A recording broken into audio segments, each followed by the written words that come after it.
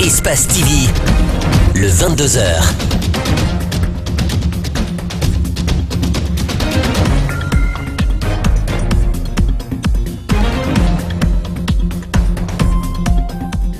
Bonsoir à tous et bienvenue dans cette grande édition d'information. Tout de suite, les titres. Une retraite gouvernementale a démarré ce vendredi à Conakry. Durant 2 jours, Mamadi Yula et son équipe entendent évaluer les acquis de l'année 2016, les priorités et les perspectives pour l'année en cours. L'opposition républicaine dénonce la non-application du contenu des accords du 12 octobre et le retard accusé pour l'organisation des élections locales. Elle était réunie en plénière ce vendredi à Conakry. Donald Trump ne supporte plus l'attitude de Bachar al-Assad dans le conflit syrien. Le président des États-Unis a dénoncé jeudi l'utilisation de produits chimiques par les forces syriennes.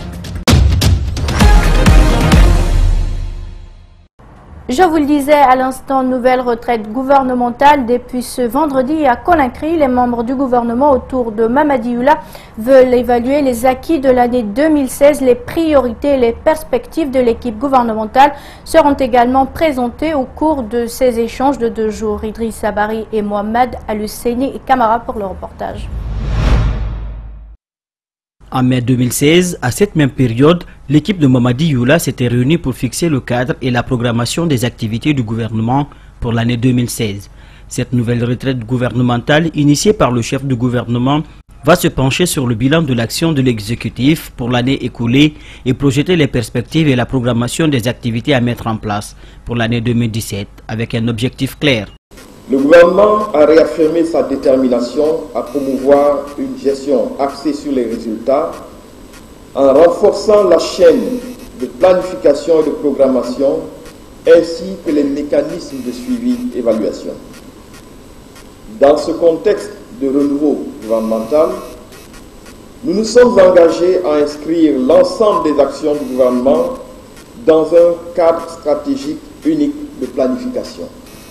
Ce second séminaire gouvernemental vise à consolider les acquis du gouvernement dans les domaines de la bonne gouvernance, la transformation économique durable et inclusive, le développement du capital humain et la gestion durable du capital naturel.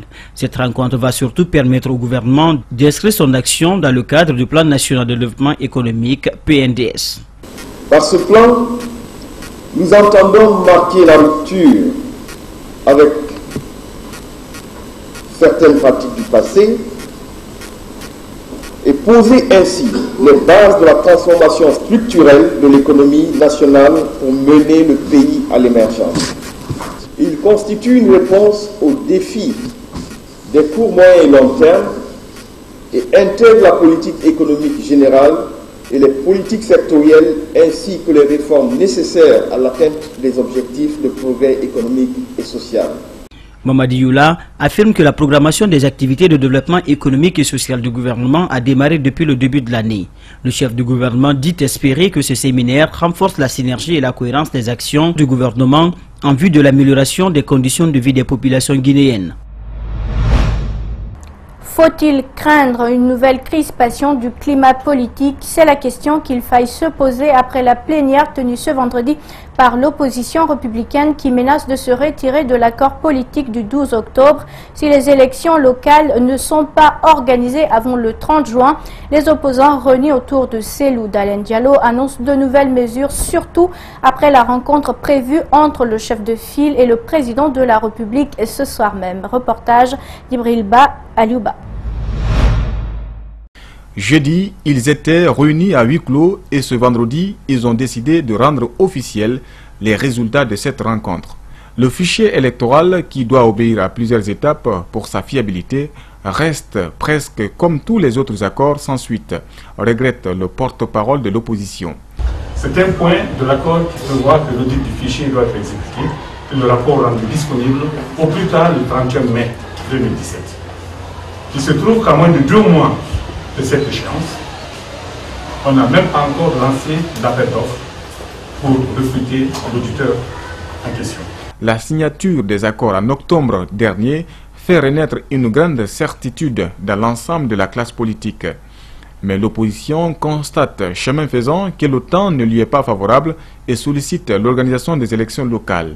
Mais ces élections ont toujours été reportées.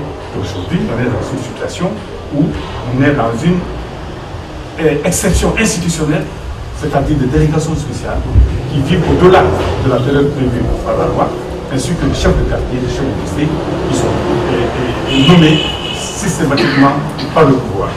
Donc, nous estimons que là aussi, on n'a pas respecté les engagements. Vont-ils manifester ou pas? La réponse à cette question sera déterminée à l'issue de la rencontre entre le chef de file de l'opposition et le président de la République prévue pour ce vendredi soir. Et le chef de file de l'opposition estime que rien ne peut expliquer cet état de fait. Il invite le pouvoir en place à s'inspirer des pays limitrophes comme le Mali et la Côte d'Ivoire qui ont réussi à organiser des élections en un temps record. Je vous propose de l'écouter au micro de Djibril Ba. C'est la porte-parole de l'opposition qui vient de rappeler que rien n'est fait. Rien, absolument rien n'a été fait à bonne date. Le code électoral devait être adopté à la session budgétaire. Ça n'a pas été fait. Les élections locales devaient être organisées au mois de février 2017. C'est pas fait. L'appel d'offres pour le recrutement du cabinet chargé d'auditer le fichier devrait être fait au mois de septembre. Et donc au mois de novembre 2017. C'est pas fait. On est assis. Personne ne se sent coupable. Personne ne se sent gêné.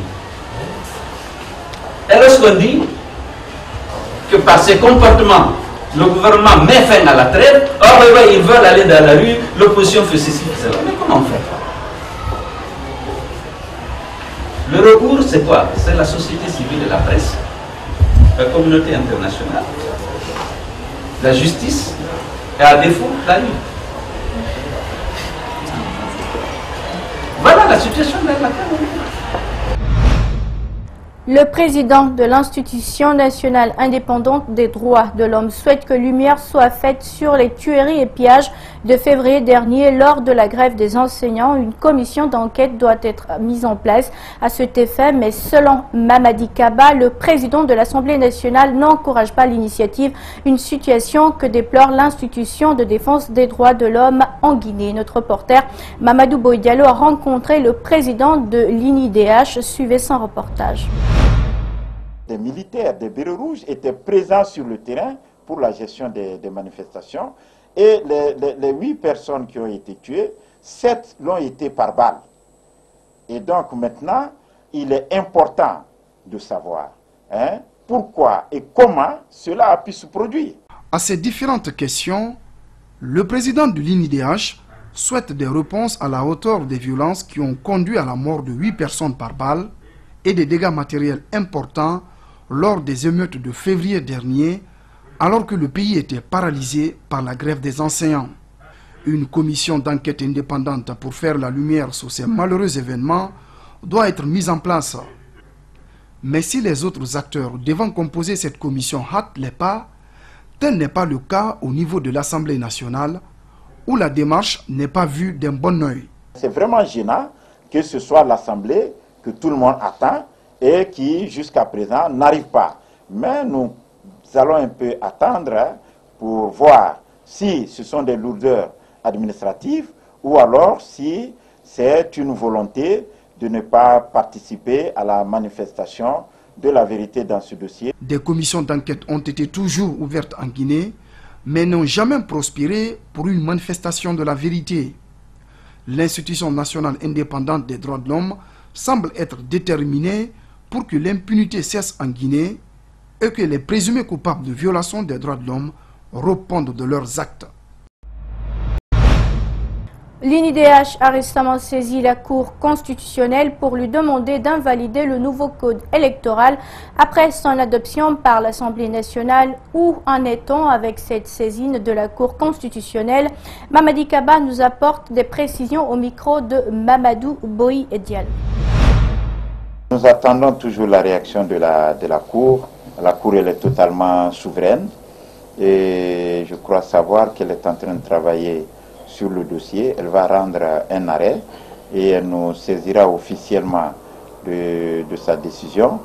Et en fonction de cette décision, nous verrons quelles sont les autres étapes que nous allons franchir pour permettre qu'il y ait un minimum de consensus autour d'un code électoral qui serait appliqué par tout le monde, hein, qui serait soutenu par tout le monde et qui contribuerait à renforcer la démocratie et l'état de droit en Guinée. Parlons santé dans cette édition. Lancement officiel ce jeudi d'une campagne de vaccination contre la rougeole. C'est une initiative du ministère de la Santé en partenariat avec Médecins sans frontières et l'OMS pour endiguer la maladie en Guinée. Cette campagne de vaccination va toucher les 4 autres communes de la capitale guinéenne et elle se tiendra du 7 au 15 avril, soit 9 jours de campagne. Elle concerne tous les enfants âgés de 6 mois à 10 ans. Mohamed Valek Touré et Yacouba Traoré. C'est une campagne qui vise à vacciner les enfants âgés de 6 mois à 10 ans contre la rougeole qui endeuille certaines familles en Guinée. Après la ville de Zérékoré, Conakry reste la zone la plus affectée par cette épidémie infantile dont le plus grand nombre de décès survient dans les pays en développement. Je crois aujourd'hui, nous pouvons le dire sans risque de nous tromper, que depuis des années, des progrès considérables ont été réalisés dans la prévention de certaines maladies, dont entre autres la poliomyélite, la rougeole, le paludisme et j'en passe. Malgré ces résultats, le combat n'est pas encore gagné face aux mécanismes de la riposte. Aux côtés des autres partenaires impliqués dans la campagne, 1 million d'enfants seront vaccinés contre la rougeole en Guinée. À ce jour, 42 054 cas de rougeole ont été notifiés dans plus de 30 préfectures de la Guinée. L'objectif de Médecins sans frontières est d'atteindre un taux de couverture vaccinale anti-rougeole au moins 95% sur l'ensemble du territoire d'ici 2020. Grâce à la vaccination anti-rougeoleuse, les décès par rougeole dans le monde ont chuté de 79% entre 2000 et 2015, évitant ainsi plus de 20 millions de décès. Le vaccin contre la rougeole est donc l'une des interventions de santé publique les plus efficaces. Le ministre de la Santé a invité les parents à faire preuve d'engagement à tous les niveaux et à conduire leurs enfants dans les lieux de vaccination pour se prémunir contre cette maladie. La vaccination est gratuite, comme l'indique Dr Abdraman Diallo.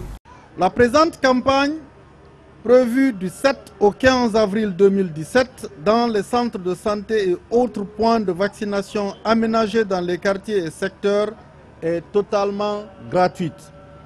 Je répète, cette campagne de vaccination est totalement gratuite. Le gouvernement, avec l'appui de ses partenaires, a mobilisé près de 3 500 000 doses de vaccins contre la rougeole et a déjà procédé à la vaccination des enfants de la préfecture de Zérékoré qui était l'épicentre de cette épidémie. À ce jour, 1590 cas de rougeole sont enregistrés dans la capitale, soit 37% des cas. Cette campagne s'étendra sur toute l'étendue du territoire et entend toucher plus d'1 million d'enfants.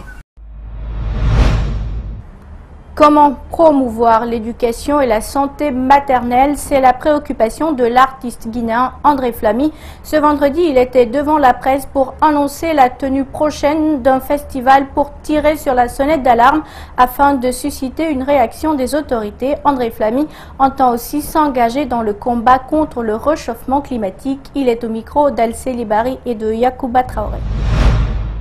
L'artiste, au-delà de créer la joie, de donner l'espoir, devrait aujourd'hui s'engager dans un processus de développement et en accompagnant des secteurs comme les secteurs prioritaires comme l'éducation, la santé. D'où l'idée du festival de l'éducation, de la santé de la mère et de l'enfant. Vous aurez des journées spéciales liées au reboisement, des journées spéciales liées à l'enseignement technique et professionnel, la citoyenneté fiscale, la gouvernance minière, mais aussi une journée spéciale liée à la lutte contre le paludisme qui est l'une des premières causes de mortalité maternelle et infantile en Afrique. Alors, c'est des écoles comme l'école primaire du centre Frédéric Oumayor, le centre de santé Bernard Kouchner, le centre médical communal de Ratouma. Et voilà. La structure Wasselon Agency Communication annonce la soirée des médias pour le 3 mai prochain, une date qui marque la journée de la liberté de la presse. Il s'agit de créer un espace de rencontre entre les journalistes et montrer aux autorités les défis qui s'imposent aux hommes de médias. Explication Alseni Bari et Yacouba Traoré. Pour cette première édition, le thème retenu est les médias guinéens du dynamisme à l'incertitude. Elle aura lieu le 3 mai à l'occasion de la célébration de la Journée internationale de la liberté de la presse. Les médias guinéens se trouvent à la croisée des chemins. Les hommes sont engagés, certes, mais les défis à relever sont tellement considérables qu'il faille prendre du recul et impliquer les autorités dans l'exécution des pistes de solutions. Les Nations Unies donc ont consacré la date du 3 mai comme date internationale de la liberté de la presse. Dans notre pays, cette date habituellement passe sous silence et nous voulons rompre avec cet état de fait. Deuxièmement, il s'agit de créer donc un espace de rencontre, de partage, de discussion et de débat pour faire l'état des lieux du fonctionnement de nos médias. Troisièmement, il s'agit de créer un espace de réjouissance aussi, puisque c'est une occasion de fête, mais aussi de récompenser, de saluer des parcours et des mérites. Plusieurs activités sont prévues.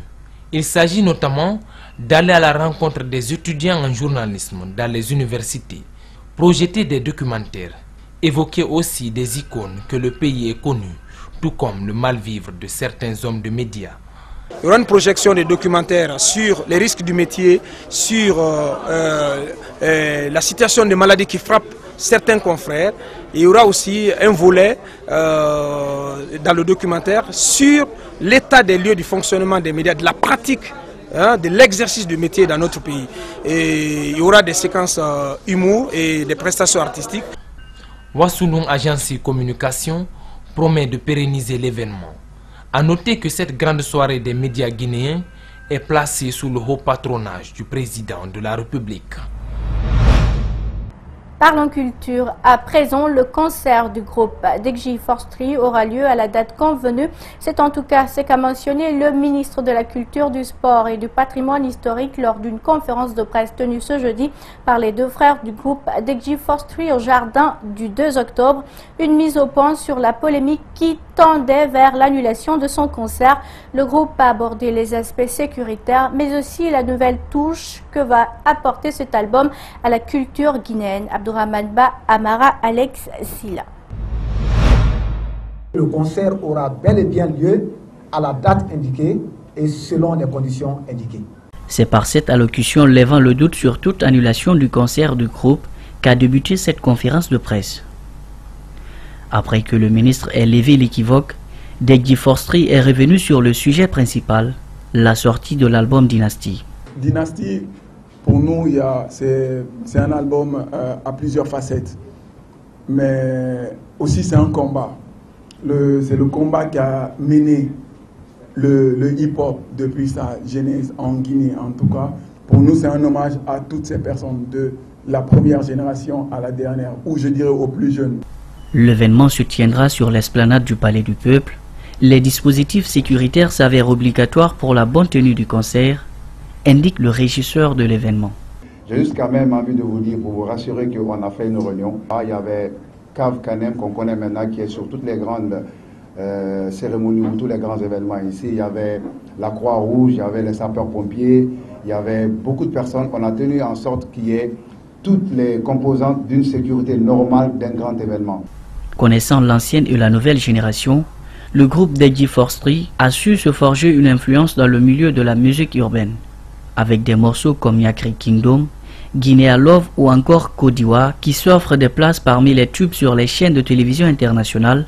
Le groupe projette de propulser la culture guinéenne à l'échelle mondiale. Il faut qu'on fasse en sorte qu'on n'ait rien à envier à tout ce qui se passe dans la sous-région, en matière de son, en matière de lyrics, en matière de niveau dans les vidéos, parce que ce n'est pas le talent qui manque en Guinée. Il y a énormément de talent ici. Grâce à ce 8e album composé de 17 titres avec des collaborations de taille, le groupe promet grand chose au public mélomane, mais aussi faire en sorte que la musique guinéenne soit consommée au-delà des frontières. La banque panafricaine Ecobank a lancé un nouveau produit numérique à l'endroit de sa clientèle. Une nouvelle application appelée Ecobank Mobile est disponible désormais dans 33 pays africains, téléchargeable sur Internet. Elle offre de nouvelles opportunités aux clients afin de faciliter leurs transactions commerciales et achats. En outre, c'est un public reportage que nous signent Kadia Diallo et Amara Alex Silla. Œuvrer pour la démocratisation du secteur bancaire, mobile du lancement de ce produit numérique dénommé Ecobank Mobile. Cette application vient faciliter les services bancaires d'une manière pratique et instantanée via le téléphone mobile. L'appli Ecobank Mobile va permettre à nos clients d'effectuer les transactions bancaires courantes depuis leur téléphone portable, où qu'ils soient et quand ils le veulent. C'est une application unique. Je disais tout à l'heure, une application qui va révolutionner le marché bancaire en Guinée avec les nombreux avantages qu'elle offre. Vous pourrez consulter le solde de vos différents comptes, recevoir votre relevé bancaire en un clic. Vous pourrez aussi transférer de l'argent instantanément partout en Guinée, mais aussi à travers les 32 autres filiales du groupe Ecobank. Le groupe Ecobank ambitionne digitaliser le système bancaire à partir de cette application Ecobank Mobile. Elle permet de faire des achats ainsi que des transactions commerciales à l'insu des espèces. Puisque souvent, lorsque l'on ouvre des comptes pour certaines catégories de revenus, la principale plainte vient par rapport aux coûts éventuellement. Donc ce sera des comptes sans frais, où on peut faire des dépôts et faire des transferts instantanés. Je dis bien instantanés, pas à l'heure qui suit ou au jour qui suit. Aussitôt que vous aurez fait le transfert, vous aurez l'argent sur le compte dans les 33 filiales. Et pour les confrères de la place ici, que ce soit la BCD, la Générale ou d'une autre banque, ce sera soldé par la compensation. Ecobank Mobile permet d'envoyer de l'argent instantanément à toute personne ayant un porte-monnaie électronique ou un compte bancaire. Nous pouvons aujourd'hui faire des transactions en temps réel. Nous avons 3 menus. Ecobank domestique. Ecobank domestique, c'est des transactions entre tes propres comptes. J'ai un compte courant, un compte épargne, voire même un compte express. Je peux débiter mon compte courant à Ecobank, créditer mon compte épargne. Comme je peux débiter mon compte courant, créditer mon compte express à compte qu'on vient d'en parler, qu'on a créé. Elle donne aussi la possibilité aux clients d'effectuer les achats sans sortir d'argent grâce au Masterpass QR. Est-ce que vous confirmez que j'ai mangé cet après-midi chez vous? Oui, j'ai mangé chez moi. Et que ça m'a coûté 30 000 francs? Oui, 30 000. Je n'ai pas pu vous payer? Non. Très bien. Et je vous ai donné rendez-vous ici pour vous payer? Oui. Ce n'est pas du montage, c'est du réel. Je vais le payer. J'ai payé. Est-ce que M. Kaba, vous avez reçu un message? J'ai reçu le message de notification que j'ai reçu de mes 30 000. Et voilà qui met fin à cette grande édition d'information à tous. Merci de l'avoir suivi. Merci également à l'équipe de la rédaction ainsi qu'à celle technique. Surtout restez avec nous, nos programmes continuent et bon début de week-end à vous où que vous soyez. Au revoir.